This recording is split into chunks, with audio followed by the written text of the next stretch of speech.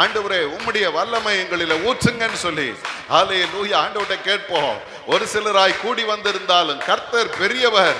அவர் தம்முடைய மக்களை கொண்டு ஹல்லேலூயா ஹல்லேலூயா கொஞ்சம் பேரை கொண்டாகிலும் அநேகம் பேரை கொண்டாகிலும் அற்புதம் செய்வது அவருக்கு லேசான காரியம். ஆண்டவரால முடியாதது ஒண்ணும் இல்லை. ஹல்லேலூயா 12 பேரை வைத்துக் கொண்டு இந்த உலகத்தையே கலக்கினவர் நம்முடைய ஆண்டவர். அப்படிப்பட்ட வல்லமை இந்த நேரத்தில் நம் ஒவ்வொருவர் மேலும் ஆண்டவர் ஊற்றி கொண்டிருக்கிறார். ஊற்றுங்க ஊற்றுங்க ஊற்றுங்க ஊற்றுங்கப்பா ஊற்றுங்கப்பா. ஏதோ கடமைக்காக ஆராதனை அல்ல, ஆண்டவருடைய வல்லமையை தரித்து ஆண்டவருடைய மகிமையினால் நிறைந்து இந்த இடத்துல நாம் நிற்க போகிறோம். நன்றி ஆண்டவரே, நன்றி ஆண்டவரே, உம்முடைய கிருபைக்காக நன்றி அப்பா.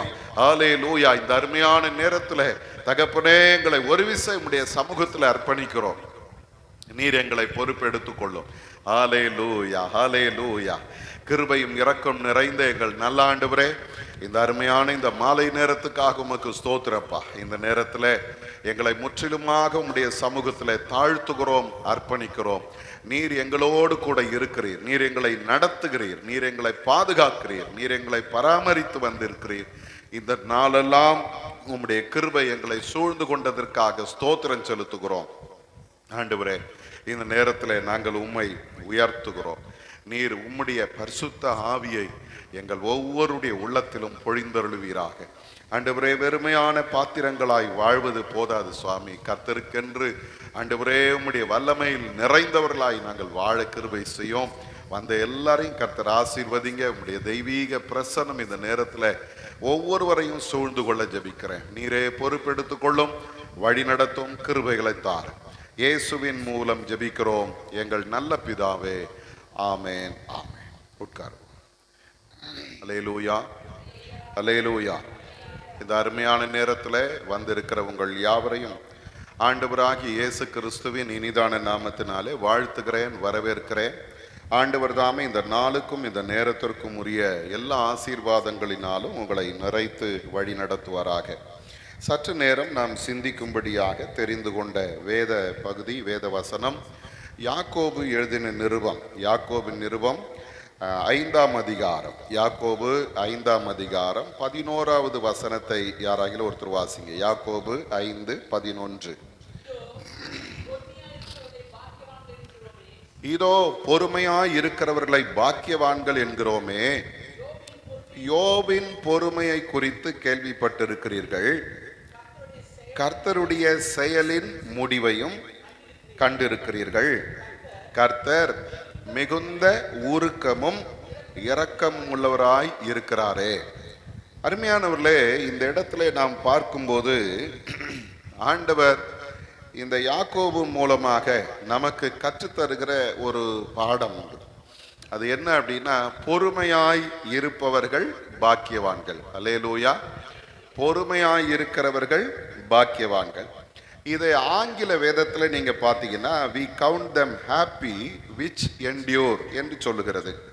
You have heard of the patience of Job என்று சொல்லுகிறது.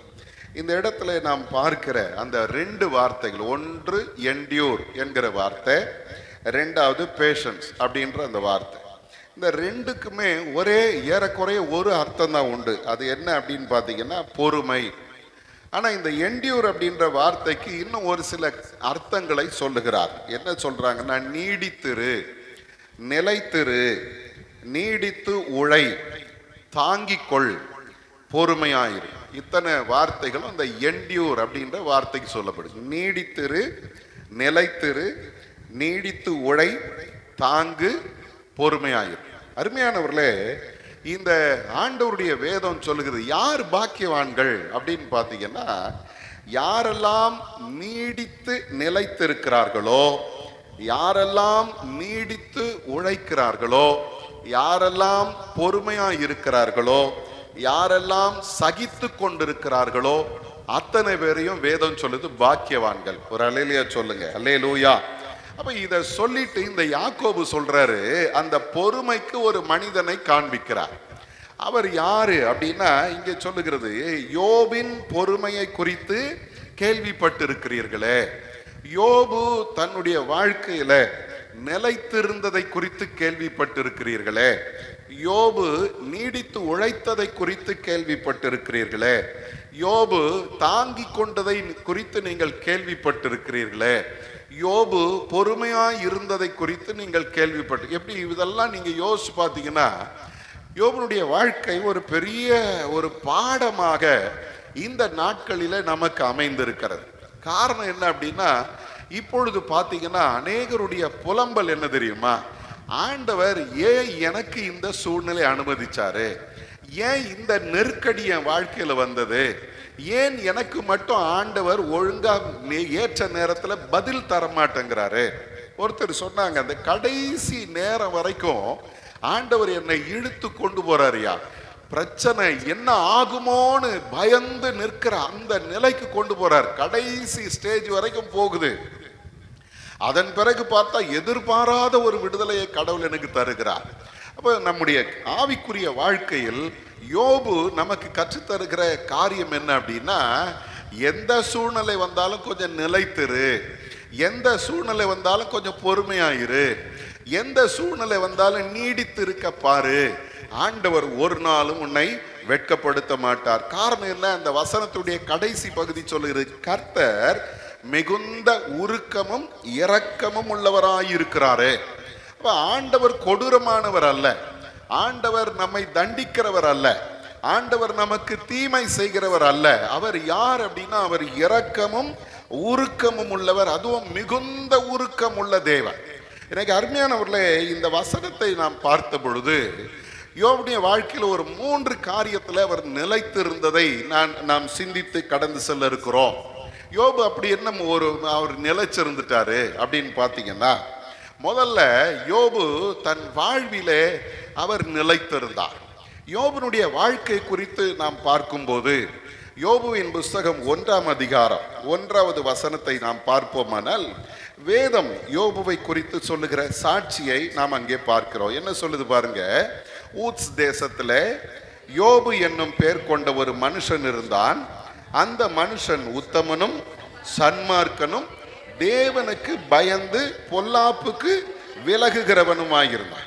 அப்ப இந்த இடத்துல யோபுவை குறித்து வேதம் சொல்லுகிற சாட்சி என்னன்னா, அவன் உண்மை உள்ளவன், அவன் சன்மார்க்க வாழ்க்கை வாழ்ந்தவன், அவன் தேவனுக்கு பயந்தவன், பொல்லாப்பை விட்டு விலகினவன். அப்ப கடவுளுக்கு விருப்பமான ஒரு வாழ்க்கையை யோபு வாழ்ந்தார்.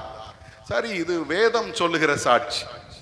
அதே நேரம் கொஞ்சம் நீங்க கீழே வந்தீங்கன்னா யோபுவை பார்த்து ஆண்டவர் சொல்லும் சாட்சி என்ன அப்படின்னு பார்த்தீங்கன்னா, 8வது வசனத்துல சொல்லுகிறது, கர்த்தர் சாத்தானை நோக்கி, என் தாசனாகி யோபின் மேல் கவனம் வைத்தாயோ, உத்தமனும் சன்மார்க்கனும் தேவனுக்கு பயந்து பொல்லாப்புக்கு விலகுகிறவனுமாகிய அவனை போல பூமியில் ஒருவனும் இல்லை என்று ஆண்டவர் சாட்சி சொல்றார். அவனை போல ஒருவனும் இல்லை.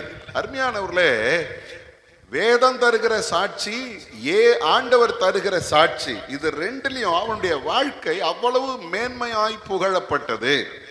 இந்த மேன்மையாய் புகழப்பட்ட மனுஷன், அவருக்கு ஒரு நாள் ஒரு சூழ்நிலை வருகிறது. என்ன, இந்த 1ஆம் அதிகாரம் 13வது வசனத்திலிருந்து 19வது வசனம் வரைக்கும் நீங்க பார்த்தீங்கன்னா அவனுடைய வாழ்க்கையில ஒரு பெரிய இழப்பு ஒரே நாளில வருகிறது. 15வது வசனத்துல நீங்க பார்த்தீங்கன்னா எருதுகள் கழுதைகள் திருடப்பட்டு போனது. 16வது வசனத்துல பார்த்தீங்கன்னா அந்த செய்தியை சொல்றான் ஒருத்தன். அவன் இப்படி பேசிக்கொண்டிருக்கையில் வேறொருவன் வந்து அவர் சொல்றாரு, வானத்திலிருந்து தேவனுடைய அக்கினி, நல்ல கவனிங்க, என்ன அக்கினியாது, தேவனுடைய அக்கினி இறங்கி என்ன பண்ணிச்சு, ஆடுகளையும் வேலையாட்களையும் சுட்டெரித்து போட்டது. இப்போ அடுத்தது 17வது வசனத்துல நாம் பார்க்கும்போது அவன் அப்படி சொல்லிக்கொண்டே இருக்கும்போது வேதம் சொல்லுகிறது, கல்தையர் 3 பவுஞ்சாய் வந்து ஒட்டகங்கள் மேல் விழுந்து அவைகளை ஓட்டி கொண்டு போனார்கள், வேலையாட்களையும் பட்டய கருக்கினால் வெட்டி போட்டார்கள். இப்படி பேசிக்கிட்டே இருக்கும்போது 18, 19வது வசனங்கள் என்ன சொல்லுறதுன்னா, இந்த யோபுனுடைய பிள்ளைகள் அவர்களுடைய மூத்த குமாரத்தினுடைய வீட்டில், உம்முடைய குமாரரும் உம்முடைய குமாரத்திகளும் தங்கள் மூத்த சகோதரன் வீட்டிலே புசித்து திராட்சரசம் குடிக்கிற போது வனாந்தர வழியாய் பெருங்காற்று வந்து அந்த வீட்டின் 4 மூலைகளிலும் அடிக்க அது பிள்ளைகளின் மேல் விழுந்ததினால் அவர்கள் இறந்து போனார்கள். நான் ஒருவன் மாத்திரம் தப்பி அதை உமக்கு அறிவிக்கும்படி வந்தேன் என்று சொல்லுகிறார். அருமையானவர்களே, ஒரே நாளில ஒரு பெரிய இழப்பை சந்திக்கிறான். அதுவும் சாதாரணமான இழப்பு அல்ல. அவன் எதெல்லாம் தன்னுடைய ஆஸ்தி என்று நினைத்திருந்தானோ அத்தனையும் அந்த ஒரே நாளில, இன்னும் சொல்ல போனா ஒரு குறிப்பிட்ட காலத்துல அவன் அதை இழந்து போனான். ஒருத்தன் பேசிக்கிட்டே இருக்கிறான். அவன் சொல்லிட்டு இருக்கும் போதே அவன் 1 மணி நேரம் 2 மணி நேரம்லாம் சொல்லியிருக்க மாட்டான். ஒரு 2 நிமிஷத்துல அந்த செய்தியை சொல்லியிருப்பான். அவன் சொல்லி கொண்டிருக்கும் போதே அடுத்த ஆள் சொல்றான். அவன் சொல்லி கொண்டிருக்கும் போதே அடுத்த ஆள் சொல்றான். சும்மா அப்படி கற்பனை பண்ணி பார்த்தோன்னா ஒரு அரை மணி நேரத்துல அவனுடைய வாழ்வின் எல்லா ஆதாரங்களும் ஒழிந்து போனது. இப்ப பாருங்க, வேதம் என்ன சொல்லுது தெரியுமா? இந்த யோபு இத்தனையும் இழந்து போன பொழுது அவர் என்ன பண்ணாரா? 20வது வசனம், தன் சால்வையை கிழித்து தன் தலையை சிரைத்து தரையிலே விழுந்து பணிந்து அவர் சொல்றார், நிர்வாணியாய் என் தாயின் கற்பத்திலிருந்து வந்தேன், நிர்வாணியாய் அவ்விடத்துக்கு திரும்புவேன். கர்த்தர் கொடுத்தார், கர்த்தர் எடுத்தார், கர்த்தருடைய நாமத்துக்கு ஸ்தோத்திரம். அவன் யார்? 1வது வசனம் சொல்லுகிறது, அவன் உண்மை உள்ளவன், உத்தமனும் சன்மார்க்கனும், தேவனுக்கு பயந்து பொல்லாப்பை விட்டு விலகுகிற மனுஷன். அவன் உத்தமனாய் வாழ்ந்தான், ஆண்டவருக்கு உண்மை உள்ளவனாய் இருந்தான், ஆண்டவருடைய மனம் கோணாதபடி நடந்தான், ஆண்டவர் விரும்புகிறதை செய்தான், அவரால் புகழப்படும் வாழ்க்கை வாழ்ந்தான். அந்த வாழ்விலே இப்போ ஒரு பெரிய இழப்பு வந்த பொழுதும் அவனுடைய அந்த வாழ்வின் நிலை மாறல. அல்லேலூயா. நம்மளா இருந்தோம்னா என்ன பண்ணிருப்போம்? விழுந்து பிறண்டு அழுது, ஐயோ எனக்கு இவ்வளோ பெரிய இழப்பு வந்துருச்சே, ஆண்டவரை நம்பி எனக்கு இவ்வளவு பெரிய தீங்கு வந்துருச்சே, ஆண்டவர் ஏன் எனக்கு இதை அனுமதிச்சாரு, ஆண்டவர் ஏன் இப்படி செஞ்சார், எவ்வளவு கேள்வி கேட்டிருப்போம். ஆனா யோபு பாருங்க, அவனுடைய அந்த அந்த அந்த வாழ்வில அவன் நிலைத்து இருக்கிறான். எப்படிப்பட்ட வார்த்தையை சொல்றான் தெரியுமா? நான் நிர்வாணியா வந்த, நிர்வாணியாய் திரும்பி போகிறேன். கர்த்தர் தான் எல்லாவற்றையும் கொடுத்தார், அவர் எல்லாவற்றையும் எடுத்துக்கொண்டார், கர்த்தருடைய நாமத்துக்கு ஸ்தோத்திரம் என்று சொல்லுகிற ஒரு உன்னத அனுபவத்தை யோபு பெற்றிருந்தார். இன்னைக்கு அருமையான தேவஜனமே, ஆண்டவர் கொடுத்தார், அவர் கொடுத்தார் என்கிற அந்த எண்ணம் நமக்குள்ள இருந்துச்சுன்னா எப்பேற்பட்ட இழப்பு நமக்கு பெரிய இழப்பா தெரியாது. காரணம் தெரியுமா? அதை அவர் கொடுத்தார், அவர் எடுத்துக்கொண்டார். அல்லேலூயா. அவர் அதை கொடுத்தார், அவரிடத்திலிருந்து நான் வாங்கி இருக்கிறேன், வாங்கினதை அவர்கிட்ட திரும்ப கொடுத்து இருக்கிறேன். இதுல என்னுடைய இழப்பு என்று ஒன்றும் இல்லை. எனக்கு அருமையான தேவஜனமே, இந்த இந்த வார்த்தை அவன் சொன்ன பொழுது வேதம் சொல்லுகிறது, இவை எல்லாவற்றிலும் யோபு பாவம் செய்யவில்லை, தேவனை பற்றி அவன் என்ன சொல்லல, குறை சொல்லவும் இல்லை என்று வேதம் சொல்லுது. அப்ப முதல்ல யோபு என்ன செய்தாராம்? தன்னுடைய வாழ்வில் அவன் ஆண்டவருக்காக நிலைத்து நின்றான். 2வது பாருங்க, தன்னுடைய உண்மையில் அவன் ஆண்டவருக்காக நிலைத்து நின்றான். என்ன சூழ்நிலைன்னு பார்த்தீங்கன்னா, இந்த உத்தமம் என்கிற வார்த்தைக்கு 3 வார்த்தைகளை அர்த்தமாக சொல்றாங்க. நேர்மை, நேர்மை, 2வது உண்மை, 3வது முழுமை. நேர்மை, உண்மை, முழுமை. உத்தமமான நிலையிலே யோபு நிலைத்திருந்தார். யோபுவின் புஸ்தகம் 2ஆம் அதிகாரத்திலே நீங்கள் பார்ப்பீர்களானால் அவங்க வீட்டம்மா சாட்சி சொல்றாங்க. யார் சொல்றது? வீட்டம்மா சாட்சி சொல்றாங்க. இதுதான் மிக முக்கியமானது. இன்னைக்கு ஊர்ல இருக்கிறவங்க எல்லாம் சொல்லுவாங்க, ஐயா ரொம்ப நல்லவர், ஐயா ரொம்ப ஜெபம் பண்றாரு, ஐயா அப்படி பண்றாரு, ஐயா இப்படி பண்றாருன்னுவாங்க. வீட்டுல அவங்க வீட்டம்மா கிட்ட கேட்டீங்கன்னா தான் அவர் யாருன்றது தெரியும். அப்போ இந்த அம்மா பாருங்க, இவ்வளவு நாளும் யோபுவை பார்த்துக்கிட்டே வர்றாங்க. யோபு எப்படி இருக்கிறாரா? உத்தமமான மனிதன், கர்த்தருக்கு உண்மையாய் இருக்கிறார், எந்த நிலையிலும் ஆண்டவரை தூஷிக்கல, எந்த நிலையிலும் ஆண்டவரை வேதனைப்படுத்தல. அவன் தன்னுடைய வாழ்வில பெரிய இழப்பை சந்தித்த பொழுதும் அவன் உத்தமமாய் வாழ்ந்தான். பாவம் செய்யல. இப்ப பாருங்க, இந்த 2ஆம் அதிகாரத்துல திரும்பவும் சாத்தான் யோபுவை சோதிக்கிறான். அவனுடைய சரீரம் முழுவதும் பருக்களால் நிறைந்து அவன் ஓட்டை எடுத்து தன்னை சுரண்டி கொண்டு சாம்பலிலே உட்கார்ந்தான். இப்போ இந்த வேதனை நிறைந்த சூழ்நிலையில யோபு உட்கார்ந்து இருக்கும் போது யோபனுடைய மனைவி ஒரு சாட்சி சொல்றாங்க. என்ன சொல்றாங்க தெரியுமா?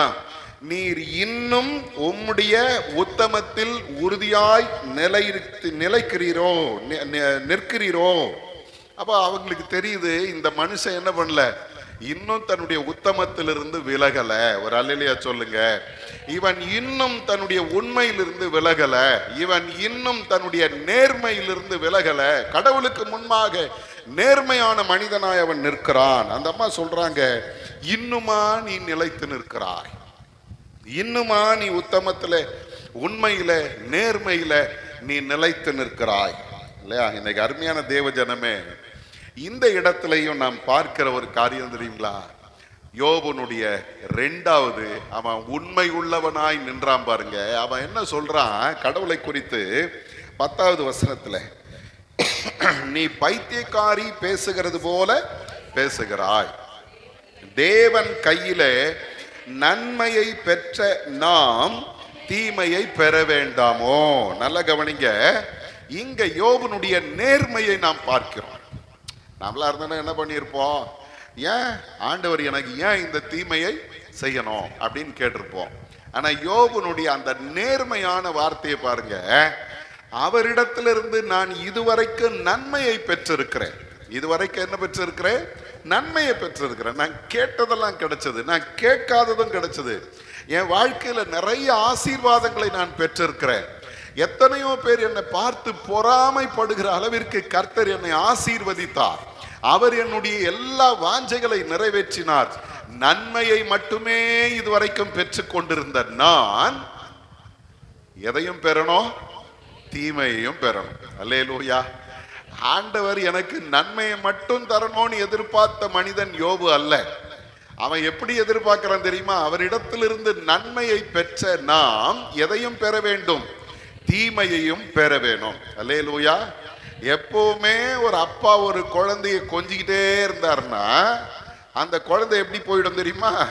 சீர்கட்டு போயிடும். அதே நேரம் அடிக்க வேண்டிய இடத்துல அடிச்சு, செல்லம் கொடுக்க வேண்டிய இடத்துல செல்லம் கொடுத்து வளர்த்தாதான் அந்த குழந்தை உருப்படும். இப்ப இந்த யோபு சொல்றாரு, அவருடைய உண்மையை பாருங்க. ஆண்டவர் எனக்கு தீங்கு செஞ்சுட்டாரேன்னு சொல்லல, அவரிடத்திலிருந்து நன்மையை பெற்ற நாம் தீமையையும் பெற வேண்டாமோ. அவர் அந்த இடத்துல நாம் பார்க்கிறோம். இதை சொன்ன பிறகு திரும்பவும் வேதம் சொல்லுகிறது, இவை எல்லாவற்றிலும் யோபு தன் உதடுகளினால் என்ன செய்யவில்லை? பாவம் செய்யவில்லை. அப்போ முதல்ல தன்னுடைய வாழ்விலே அவன் நிலைத்திருந்தான். 2வது தன் உத்தமத்திலே நிலைத்திருந்தான். பிலிப்பியரின் புஸ்தகத்திலே நாம் பார்க்கும்போது அப்போஸ்தலனாகிய பவுல் பிலிப்பியருக்கு எழுதும்போது 1ஆம் அதிகாரம் 29வது வசனத்தில் அவர் என்ன சொல்றாரு பாருங்க. பிலிப்பியர் 1:29, ஏனெனில் கிறிஸ்துவினிடத்தில் விசுவாசிக்கிறதற்கு மாத்திரம் அல்ல, அவர் நிமித்தமாக பாடுபடுகிறதற்கும் உங்களுக்கு அருளப்பட்டிருக்கிறது. கிறிஸ்துவ வாழ்க்கை என்றது என்ன வாழ்க்கை? விசுவாசம். விசுவாசித்து அற்புதங்களை பெற்று நம்ம சந்தோஷமா வாழ்ந்துகிட்டு இருக்கிறதுக்காக மட்டும் கிறிஸ்துவ வாழ்க்கை அல்ல. அவர் நிமித்தமாக என்ன செய்ய வேணும்? பாடுகளை படுகிறதற்கும் நமக்கு என்ன அருளப்பட்டிருக்கிறது என்று வேதம் இங்கே சொல்லுகிறது. எனக்கு அருமையானவர்களே, கிறிஸ்துவ வாழ்க்கையில நாம் நம்முடைய உத்தமத்துல, உண்மையில, நம்முடைய நேர்மையில உறுதியா நிக்கணும். ஆண்டவர் எப்படி என்னை நடத்தினாலும் அவர் செய்கிறது சரியா இருக்கும் அப்படின்னு சொல்லணும். அல்லேலூயா. இன்னைக்கு கிறிஸ்துவ வாழ்க்கையில அந்த அறிக்கையை பலரிடத்துல நம்ம பார்க்க முடியல. நம்ம என்ன பார்க்கிறோம் தெரியுமா? ஐயோ, ஆண்டவர் எனக்கு இவ்வளோ கொடுமையா இருக்கிறாரு, ஆண்டவர் என்னுடைய ஜெபத்தை கேட்கல, ஆண்டவர் எனக்கு பதில் தரல, ஆண்டவர் என்னை கைவிட்டுட்டாரு, ஆண்டவர் என்னை மறந்துட்டாரு அப்படின்னு நிறைய குறை சொல்லி கொண்டிருக்கிறோம். இந்த இடத்துல சொல்லுகிறது, நேர்மையாக உண்மையாக அவன் ஆண்டவருக்கு முன்பாக நின்றான். அவன் என்ன செய்யலையா? தன் வாயினால் பாவம் செய்யவில்லை. சரி, ஏன் இந்த வார்த்தையை வேதம் பயன்படுத்துது? அவன் பாவம் செய்யல, அவன் பாவம் செய்யல அப்படின்னு சொல்லுது. ஏன் அப்படின்னு பாத்தீங்கன்னா, அங்க ஒரு முக்கியமான காரியத்தை வேதம் நமக்கு கற்றுத்தருகிறது. என்ன? பிசாசு வந்தான் இல்லைங்களா? இந்த பிசாசுடைய எதிர்பார்ப்பு என்ன தெரியுமா? அந்த பகுதியை நீங்க பாருங்க. யோபுவின் புஸ்தகத்துல 1ஆம் அதிகாரத்துல நீங்க பாத்தீங்கன்னா, அவன் ஆண்டவருடைய சமூகத்துல வந்து நின்று ஆண்டவரை பார்த்து சொல்லும் போது என்ன சொல்றான் பாருங்க. 11வது வசனத்துல, ஆனாலும் உம்முடைய கையை நீட்டி அவனுக்கு உண்டானவை எல்லாம் தொடுவீரானால் அப்பொழுது அவன் உமது முகத்துக்கு எதிரே உம்மை தூஷிக்கானோ பாரும். அப்ப பிசாசுக்கு என்ன என்ன எதிர்பார்ப்பு?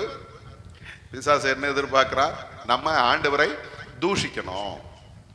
ஆண்டவர் என்ன எதிர்பார்க்கிறார் தெரியுமா? எந்த சூழ்நிலையிலும் என் பிள்ளை என்ன பண்ண மாட்டான், என்னை தூஷிக்க மாட்டான். அப்ப இன்னைக்கு இந்த வேத வசனம் நமக்கு சொல்லுகிறது, யோபு தன்னுடைய எல்லா சூழ்நிலையிலும், தன்னுடைய வாழ்வில, தன்னுடைய வார்த்தையில, தன்னுடைய உத்தமத்துல உறுதியாய் நிலைத்திருந்ததுனால பிசாசுடைய விருப்பத்தை நிறைவேற்றல, ஆண்டவருடைய விருப்பத்தை நிறைவேற்றினார். 2ஆம் அதிகாரத்துக்கு வந்தீங்கன்னா அங்கேயும் அதே தான் நாம் பார்க்கிறோம். அங்கே அவன் அப்படித்தான் சொல்றான். 5வது வசனத்துல, ஆனாலும் நீர் உம்முடைய கையை நீட்டி அவன் எலும்பையும் அவன் மாம்சத்தையும் தொடுவீரானால் அப்பொழுது அவன் உமது முகத்துக்கு எதிரே உம்மை தூஷிக்கானோ பாரும். அப்போ பாவம்ன்றது என்ன? இந்த பகுதியை பொறுத்த வரைக்கும் பாவம்ன்றது என்னது? பிசாசுடைய விருப்பத்தை நிறைவேற்றுவது பாவம். அவன் என்ன விரும்புறான்? நீ அவனை தொட்டு பாரு, அவன் உண்மை தூஷிக்கானோ பாரு. அப்ப பிசாசுடைய விருப்பம் என்ன? இன்னார் ஆண்டவரை தூஷிக்கணும், இன்னார் ஆண்டவரை குறை சொல்லணும், இன்னார் ஆண்டவருக்கு எதிராக பேசணும் அப்படின்னு அவன் எதிர்பார்க்கிறான். ஆனா யோபு என்ன பண்றா தெரியுமா? அந்த எதிர்பார்ப்பை மீறி ஆண்டவரை புகழுகிறான். ஒரு அல்லேலூயா சொல்லுங்க. அதனாலதான் பைபிள் சொல்லுது, யோபு பாவம் செய்யவில்லை. அல்லேலூயா. ஏன் பாவம் வந்துச்சு? அப்போ ஆதியாகமத்தின் புஸ்தகம் 3ஆம் அதிகாரத்தை வாசி பாருங்க. பிசாசு என்ன சொல்றா? இவங்களை பார்த்து, நீ இதை புசிக்கும் நாளிலே தேவர்களை போல மாறுவாய், கண்கள் திறக்கப்படும், நீ அறிவாளியா மாறிடுவ. அப்போ ஏவாள் பார்க்கறாங்க, அந்த பழம் பார்வைக்கு இனிமையாய், புசிப்புக்கு இனிமையாய் இருக்கிறது. அதை எடுத்து சாப்பிட்டாங்க. பிசாசுனுடைய விருப்பம் என்ன தெரியுமா? இவங்க ஆண்டவரை விட்டு தூரம் போகணும் அப்படின்றது அவனுடைய விருப்பம். அதை அவர்கள் நிறைவேற்றினார்கள். அங்கே பாவம் வந்துச்சு. யோபனுடைய வாழ்க்கையில பிசாசுடைய விருப்பம் என்ன? இவன் தேவனை தூஷிக்க வேண்டும் என்று அவன் விரும்பினான். ஆனா யோபு என்ன பண்றான் தெரியுங்களா? முதல்ல தன் வாழ்க்கையில அவன் ஆண்டவரை தூஷிக்கல, 2வது தன்னுடைய உண்மையில அவன் ஆண்டவரை தூஷிக்கல. அவன் கர்த்தருக்கு முன்பாக உண்மை உள்ளவனாக உறுதியாய் நின்றதுனால வேதம் சொல்லுகிறது, அவன் பாவம் செய்யவில்லை. 3வது ஒரு காரியத்தில் அவன் உண்மையா இருந்தான். அது என்ன அப்படின்னு பார்த்தீங்கன்னா, யோபுவின் புஸ்தகம் 42ஆம் அதிகாரத்துல 7வது வசனத்தை நாம் பார்க்கும்போது வேதம் சொல்லுகிறது, கர்த்தர் இந்த வார்த்தைகளை யோபோட பேசின பின் கர்த்தர் தேமானியனான எலிப்பாசை நோக்கி, உன்மேல் உன் 2 சிநேகிதர் மேலும் எனக்கு கோபம் மூளுகிறது. என் தாசனாகிய யோபு பேசினது போல் நீங்கள் என்ன பேசல? என்னை குறித்து நிதானமாய் பேசவில்லை. 3வது, யோபுவை குறித்து ஆண்டவர் சொல்லுகிற சாட்சி என்ன தெரியுமா? அவன் தன் வார்த்தையில அவன் ஜாக்கிரதையாய் இருந்தான், அல்லது உறுதியாய் சரியாய் நின்றான். எனக்கு அருமையான தேவஜனமே, நீங்க இந்த யோபுவின் புஸ்தகத்தை வாசி பார்த்தீங்கன்னா, யோபுனுடைய சிநேகிதர்கள் எப்பவுமே அடுத்தவங்களை குற்றம் சொல்றவங்களா இருந்தாங்க. யோபுனுடைய சிநேகிதர்கள் ஆண்டவரை ஒரு தண்டிக்கிற தெய்வமா தான் பார்த்தாங்க. யோபுனுடைய சிநேகிதர்கள் யோபுவை, நீ ஒரு குற்றவாளி, ஆண்டவர் நீதியாய் நியாயம் செய்வார், அவர் தண்டிப்பார், அவர் அடிப்பார் என்றெல்லாம் அவங்க யோபுக்கு முன்பாக பேசுறாங்க. ஆனா யோபுவை பொறுத்த வரைக்கும் எந்த இடத்திலும் யோபு கர்த்தருடைய நன்மையை பேசினானே தவிர கர்த்தர் தீமையை செய்கிறார்னு அவன் பேசவே இல்லை. அதுதான் இங்க முக்கியமானது. வேதத்தை நீங்க வாசி பார்க்கும்போது ஒரு 3 காரியத்தை இதுக்கான இந்த விளக்கத்துல சொல்றாங்க. என்ன சொல்றாங்க தெரியுங்களா? முதல்ல யோபு எப்போதும் அவன் சொன்ன ஒரு வார்த்தை என்ன தெரியுமா? நான் குற்றமற்றவன். அல்லேலூயா. என்கிட்ட எந்த தவறும் இல்லை, என்கிட்ட எந்த தவறும் இல்லை. எனக்கு அருமையான தேவ ஜனமே, ஐ am an innocent man. இதுதான் அவனுடைய வாழ்க்கையில அவன் கற்றுக்கொண்ட காரியம். நான் பாவி, அதனால ஆண்டவர் என்ன தண்டிச்சாருன்னு சொல்லல, நான் குற்றமற்றவனாய் இருக்கிறேன். எனக்கு அருமையானவர்களே, நம்மை குறித்து தெளிவான காரியம் நம்முடைய இருதயத்துல தெரியும். அநேக நேரங்கள்ல நம்ம என்ன பண்றோம்னா மற்றவங்களை குற்றப்படுத்திட்டு இருக்கிறோம். ஆனா என் மனசாட்சி என்னை குறித்து என்ன சொல்லுகிறது? இது மிக முக்கியமானது. இந்த யோபுவை குறித்து சொல்லுகிறது 33ஆம் அதிகாரம். யோபு 33ஆம் அதிகாரம் 9வது வசனத்தை வாசிங்க. நான் மீறுதல் இல்லாத சுத்தன், நான் குற்றமற்றவன், என்னில் அக்கிரமம் இல்லை.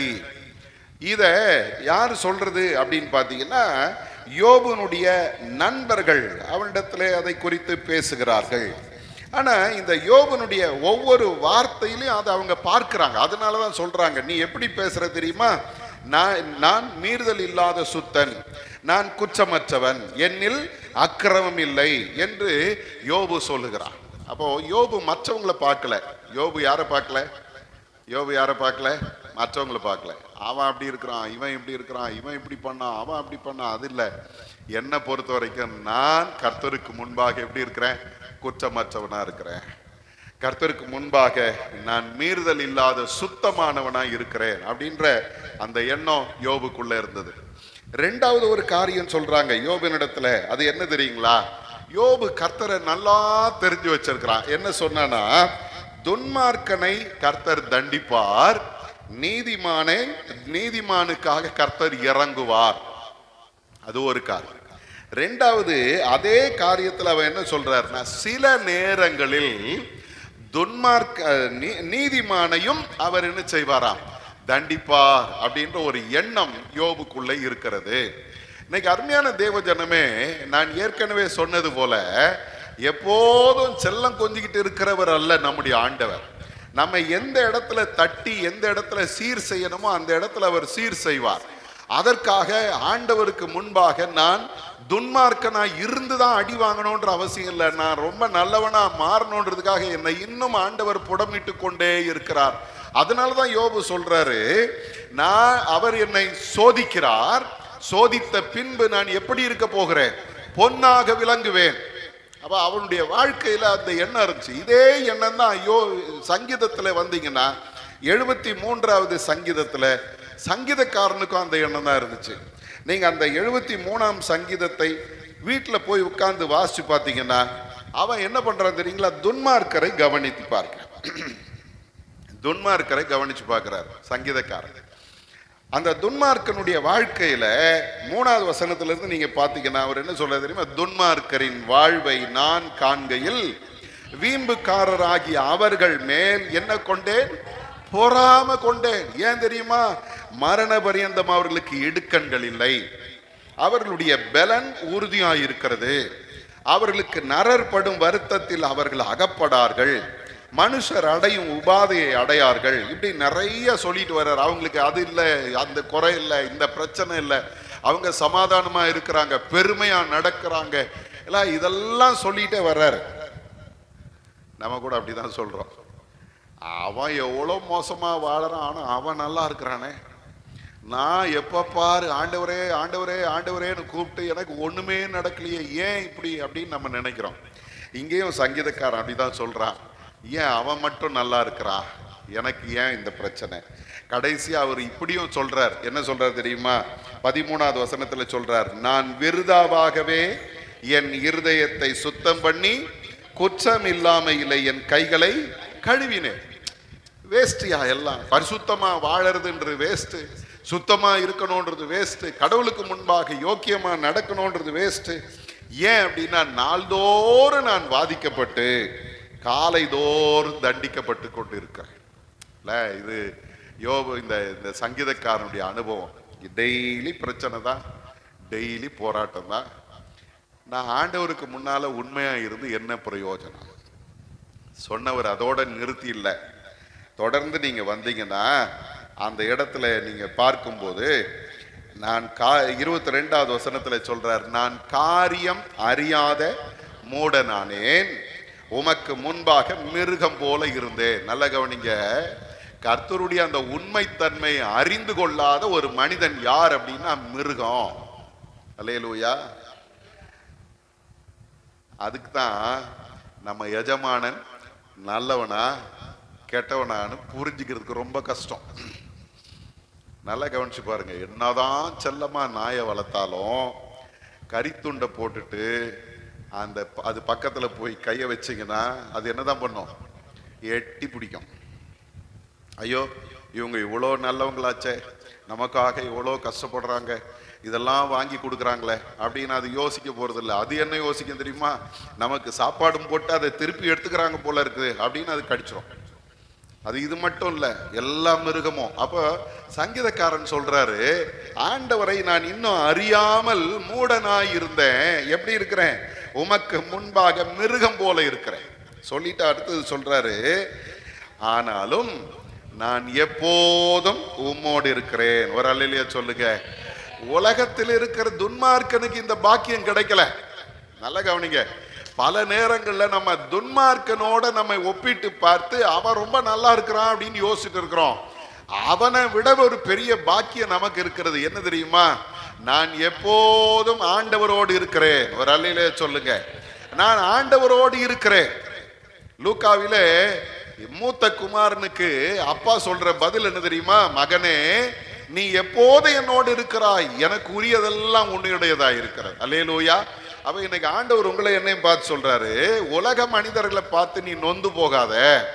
அவன் நல்லா இருக்கிறான், அவன் சுகபோகமா வாழறான், குறை இல்லாம இருக்கிறான், பிரச்சனை இல்லாம இருக்கிறான், வியாதி இல்லாம இருக்கிறான், கண்ணீர் இல்லாம இருக்கிறான்.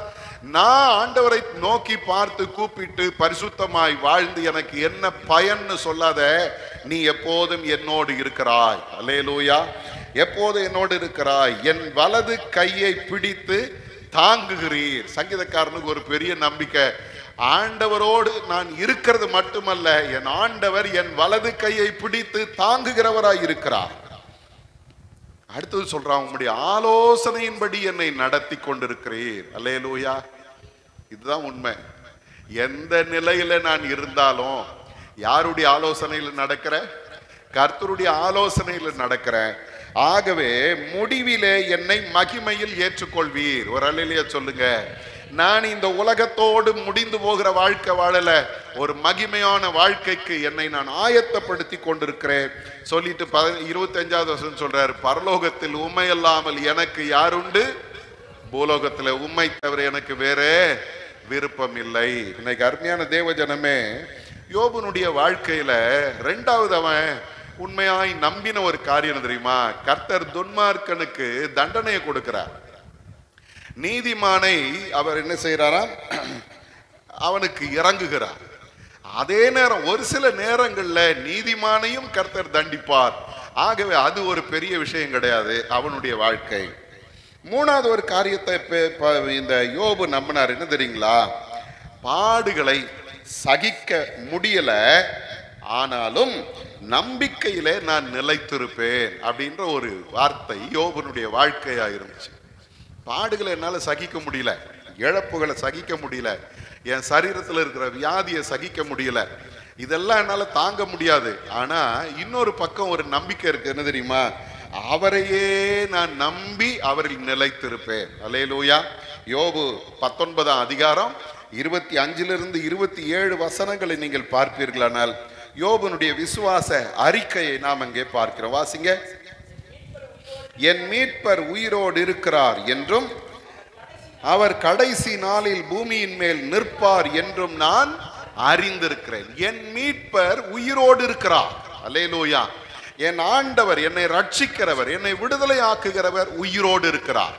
நான் கடந்து போகிற இந்த நெருக்கத்தின் பாதை என்னால சகிக்க முடியல, ஆனால் இதிலிருந்து விடுதலை ஆக்குகிற ஒரு கர்த்தர் இன்னும் உயிரோடு கூடத்தான் இருக்கிறார். அல்லேலூயா. அவர் மரித்து போகல. எனக்கு கிறிஸ்துவ வாழ்க்கையின் அடிப்படை விசுவாசம் என்ன தெரியுமா? என் மீட்பர் உயிரோடு இருக்கிறார். அல்லேலூயா. மரித்து போன தெய்வத்தை நீங்கள் நானும் ஆராதிக்கல. உயிருள்ள தேவனை ஆராதிக்கிறோம். இங்க பாருங்க, அவர் சொல்றாரு அடுத்தது, இந்த என் தோல் முதலானவை அழுகி போன பின்பு நான் என் மாம்சத்தில் இருந்து தேவனை பார்ப்பேன். இத யோபு அந்த 2ஆம் அதிகாரத்துல நாம் பார்க்கிறோம். சாம்பல்ல உட்கார்ந்து ஓட்டை எடுத்து சுரண்டி கொண்டிருக்கிறான். உடம்பெல்லாம் பருக்கள். அவன் சுரண்ட சுரண்ட சுரண்ட அவனுடைய தோல் அப்படியே பிச்சுக்கிட்டு வருது. அந்த தோல்ல இருந்து அந்த தோல் போய் சதைகள் வெளியே வருது. இப்போ இவர் சொல்றாரு, என் தோல் முதலானவை அழுகி போன பின்பு நான் என்ன பண்ண போகிறேன், என் மாம்சத்தில் இருந்து தேவனை பார்ப்பேன், அவரை நானே பார்ப்பேன், அந்நிய கண்கள் அல்ல, என் கண்களே அவரை காணும். அல்லேலூயா. யோபனுடைய வார்த்தை எவ்வளவு அருமையான வார்த்தை தெரியுமா? அவன் சொல்றான், நான் உண்மையாய் கர்த்தருக்கு முன்பாக எப்படி இருக்கிறேன், குற்றமற்றவனா இருக்கிறேன். அவர் எப்போதும் நன்மை செய்கிறவர் மட்டுமல்ல, எப்போதாகிலும் அவர் என்னை தண்டிக்கிறவராகவும் இருக்கிறார். ஆனாலும் இந்த தண்டனை என்னால சகிக்க முடியலன்னாலும் அவரிலே நான் நம்பிக்கையோடு நிலைத்திருப்பேன். ஆண்டவர் பார்க்கிறாரு, இந்த எலிப்பாச ஏன் அவர் திட்டுறாரு அப்படின்னு பாத்தீங்கன்னா, அவனுடைய நண்பர்களுக்குள்ள எலிப்பாசு கொஞ்சம் வயசானவரா, ரொம்ப அனுபவசாலி, நிறைய பேசுவார். ஆண்டவர் பார்க்கிறாரு, நீ இவ்வளோ பெரிய மனுஷனா இருந்து இவ்வளோ அனுபவங்கள் உனக்கு இருக்குது, இதெல்லாம் வச்சுட்டு நீ எப்படி பேசல, நிதானமா பேசல. எப்பவுமே அப்படித்தானே சொல்லுவாங்க, நீயா பேசன, உனக்கு ஏன் இப்படி, நீ பெரிய மனுஷனா இருக்கிற, இப்படி பேசலாமா சொல்லிடுவோம்ல, திடீர்னு கேட்போம், பெரிய மனுஷன் இப்படி பேசலாமா? ஆண்டவர் அப்படிதான் கேட்கிறாரு, நீ இவ்வளோ பெரிய மனுஷன், புத்திமான், பெரிய பணக்காரன், நீ எப்படி இவ்வளவு தெளிவில்லாம பேசுவ? ஆனா யோபுவை பாரு, அவன் தெளிவாக பேசினான். ஆண்டவர் அவனுக்கு தந்த பதில் எப்படிப்பட்டது தெரியுமா? வேதம் சொல்லுகிறது, இரட்டத்தனையான ஆசீர்வாதம். நாம் பொறுமையோடு இருந்தால் பாக்கியவான்கள். காரணம் என்ன? நாம் ஆசீர்வதிக்கப்படுவோம். அவர் உருக்கமும் இரக்கம் உள்ள தேவன். அப்ப இந்த இடத்துல வேதம் இன்றைக்கு நமக்கு கற்றுத்தருகிற ஒரு காரியம் தெரியுமா? பொறுமையாய் இருப்பவர்கள் பாக்கியவான்கள். யோபு முதல்ல தன் வாழ்க்கையில பொறுமையாய் நிலைத்திருந்தார். 2வது தன்னுடைய உத்தமத்துல பொறுமையோடு நிலைத்திருந்தார். 3வது தன் வார்த்தைகளில ஜாக்கிரதையாய் இருந்தார். கர்த்தர் பார்த்தார், ஏற்ற நேரம் வந்த பொழுது அவன் இழந்த அத்தனை நன்மைகளையும் திரும்ப தந்து கர்த்தர் அவனை ஆசீர்வதித்தார். அப்படிப்பட்ட கிருபைகளை ஆண்டவர் நமக்கு தருவாராக. கண்களை மூடி ஆண்டவருடைய சமூகத்துல ஒரு விசை நம்மை அர்ப்பணிப்போமா?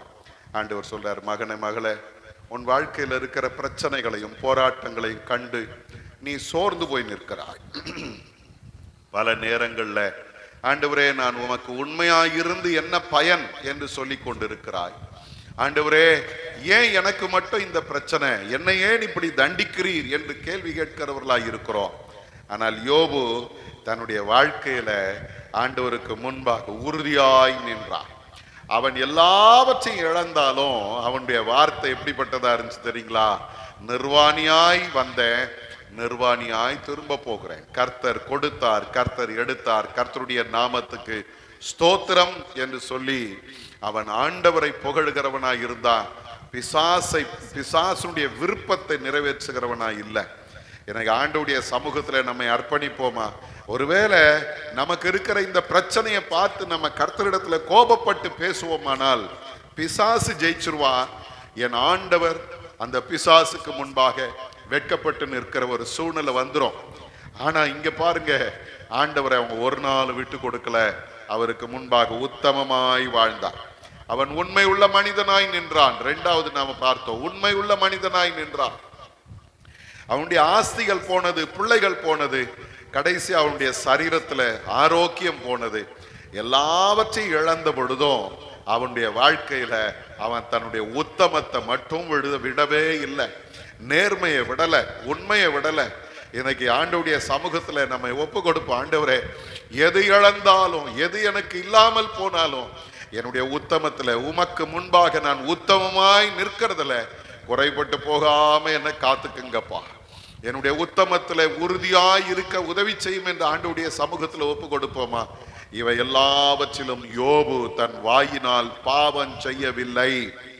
நம்ம செயல்கள்ல பாவம் செய்யறோன்றதுதான் நமக்கு தெரியுது. ஆனா பல நேரங்கள்ல நம்முடைய வார்த்தையினாலும் ஆண்டவரை நாம் வெட்கப்படுத்தி கொண்டிருக்கிறோம். இன்னைக்கு ஆண்டவருடைய வேதம் நமக்கு கற்றுத்தருகிறது, பொறுமையாயிருங்க, என்டியோர், கொஞ்சம் நீ நீடித்திரு, நிலைத்திரு, பொறுத்திரு, ஏற்றுக்கொள், தாங்கிக்கொள் என்று ஆண்டவருடைய வேதம் உங்களை என்னை அழைக்கிறார். மூணாவது, நான் ஆண்டவருக்கு முன்பாக பேசுகிற வார்த்தையிலையும் ஜாக்கிரதையா இருக்கணும். யோபு எல்லாம் இழந்த பொழுதும் எங்கேயும் அவன் பதறி போய் பேசவே இல்லை. ஆண்டவரே, நான் குற்றமற்றவனாக இருக்கிறப்பா, நீர் துன்மார்க்கனை தண்டிக்கிறீர், நீதிமானுக்கு இறங்குவீர், ஆனாலும் சில நேரங்கள்ல நீதிமானையும் நீர் தண்டிப்பீர் அப்படின்ற அந்த எண்ணம் யோபுக்குள்ள இருந்துச்சு. மூன்றாவது, அவனுடைய வாழ்க்கையில அவன் இப்படி யோசித்தான், என்னுடைய பாடுகளை என்னால சகிக்க முடியல, ஆனாலும் என்னுடைய உத்தமத்துல, என்னுடைய உண்மையில நான் கர்த்தரை நம்பி நிலைத்திருப்பேன் என்ற அந்த வைராக்கியம் அவனுக்குள்ள இருந்ததுனால வேதம் சொல்லுகிறது எல்லாவற்றையும் கர்த்தர் அவனுக்கு திரும்ப கொடுத்தார். இன்னைக்கு ஆண்டவரை நம்பி நிற்கிறோம், ஒன்றும் குறைபடாதபடி நம்மை ஆசீர்வதித்து நம்மை மேன்மைப்படுத்துகிறதுக்கு கர்த்தர் உண்மை உள்ளவர். அர்ப்பணிப்போம். ஆண்டவரே, உமக்கு முன்பாக உத்தமமாய் பொறுமையாய் நிலைத்திருக்க எனக்கு உதவி செய்யும். கிருபை நிறைந்த எங்கள் நல்ல ஆண்டவரே, இந்த வார்த்தைகளுக்காக ஸ்தோத்திரம். இந்த வார்த்தை நீர் எங்களுக்கு ஆசீர்வதித்தார். இந்த வார்த்தையின்படி வாழ எங்களுக்கு கிருபை செய்யும். யோபனுடைய பொறுமை எங்களுடைய வாழ்க்கையிலும் வரட்டும். எந்த சூழ்நிலையிலும் எங்களுடைய வாழ்க்கையில நாங்கள் ஆண்டவரே உறுதியாய் இருக்க, எங்களுடைய உத்தமத்தில நாங்கள் உறுதியாய் இருக்க, எங்களுடைய வார்த்தையில நாங்கள் தெளிவாய் இருக்க எங்களுக்கு நீர் கிருபை செய்யும் சுவாமி. உம்மை மகிமைப்படுத்தட்டும். ஒரு நாளும் சத்துருடைய விருப்பத்திற்கு எங்களை நாங்கள் ஒப்பு கொடுத்து விடாதபடி நாங்கள் உமக்கு முன்பாய் உண்மையாய் இருக்க ஆண்டவர் எங்களை நடத்தும். கிருபை சூழ்ந்து கொள்ளட்டும். இயேசுவின் மூலம் ஜெபிக்கிறோம் பிதாவே. ஆமேன். ஆமேன்.